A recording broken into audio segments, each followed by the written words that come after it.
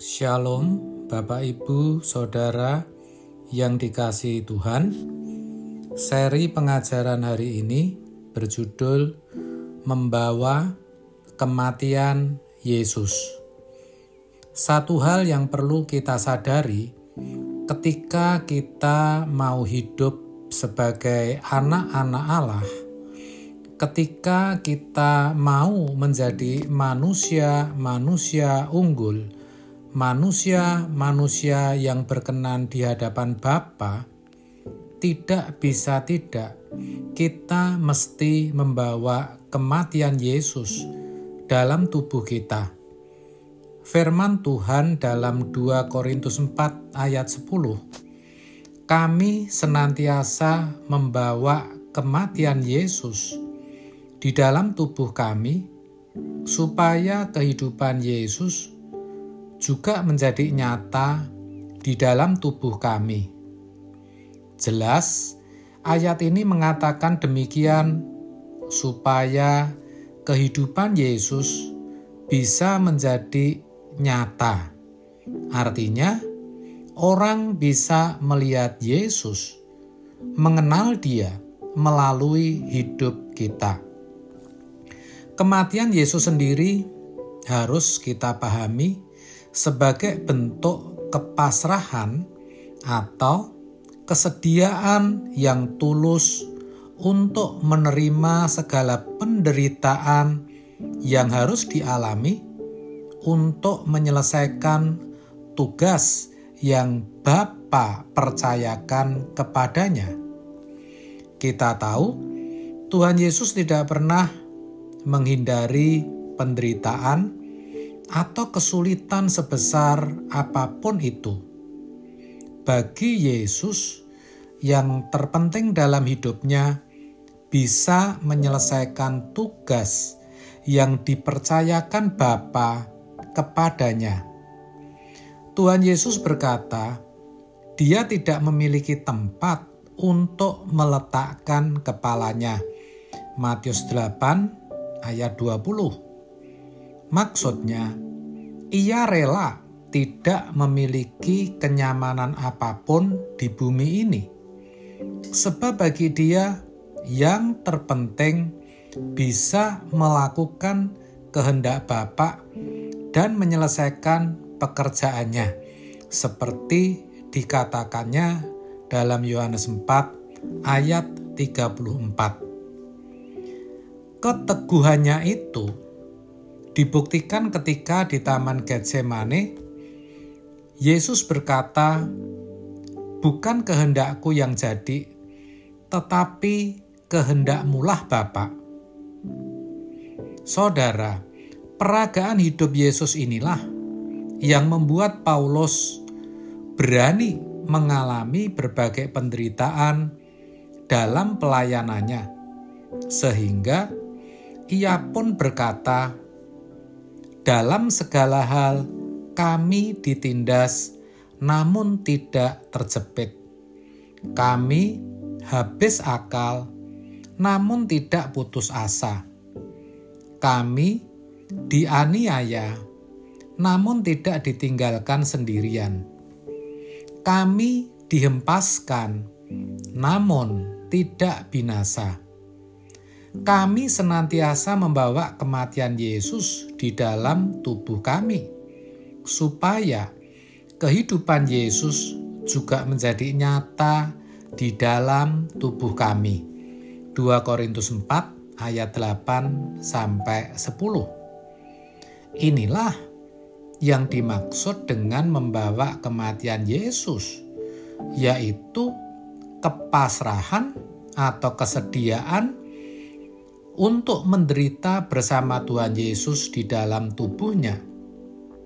Dengan demikian, barulah kehidupan Tuhan Yesus menjadi nyata dalam diri seseorang. Jadi, seseorang tidak akan mengalami kehidupan di mana Tuhan Yesus nyata dalam dirinya sebelum menerima dengan segala kepasrahan semua penderitaan yang harus dialami demi kepentingan pekerjaan Tuhan. Bagi Paulus, dunia bukanlah tempat yang menjanjikan untuk dinikmati, tetapi sebagai kesempatan untuk memperjuangkan kepentingan dan rencana Bapa, seperti yang dilakukan, yang diteladankan Tuhan Yesus. Sehingga dalam kesaksian hidupnya, ia berkata, "Tetapi sekarang sebagai tawanan roh, aku pergi ke Yerusalem dan aku tidak tahu apa yang akan terjadi atas diriku di situ, selain daripada yang dinyatakan Roh Kudus dari kota ke kota kepadaku, bahwa penjara dan sengsara menunggu aku.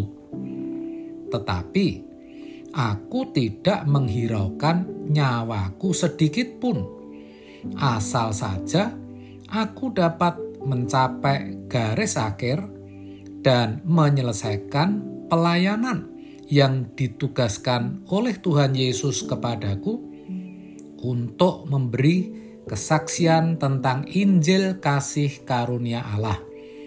Kisah Para Rasul 20 ayat 22-24. Tidak hanya itu, Paulus juga berkata bahwa hidupnya bukan dia lagi, tetapi Kristus yang hidup di dalam dirinya. Ini benar-benar menunjukkan betapa berkualitasnya hidup seorang Paulus. Sekarang bagaimana dengan kita?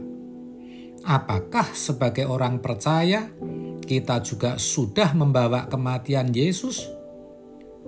Saudara, kita ini hidup pada zaman Perjanjian Baru, di mana janji penyelamatan sudah digenapi.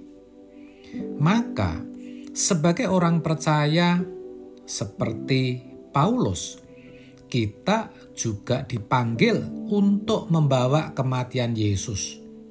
Artinya, melakukan kehendak Allah, bukan sekedar melakukan hukum, bukan sekedar puas kalau tidak mencuri, membunuh, dan berzina, tapi harusnya lebih dari itu.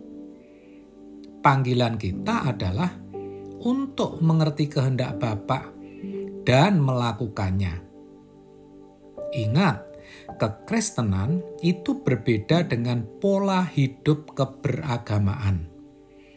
Kekristenan adalah sesuatu yang benar-benar eksklusif, yang tidak ada padanannya dengan agama manapun. Kekristenan menekankan kebenaran dalam batin. Dengan kata lain, orang beragama pada umumnya mendasarkan hidupnya pada hukum-hukum Allah secara proporsional dan benar. Maka dikatakan mereka hidup untuk hukum. Tetapi orang Kristen adalah orang yang melakukan kehendak Allah dan memenuhi rencananya.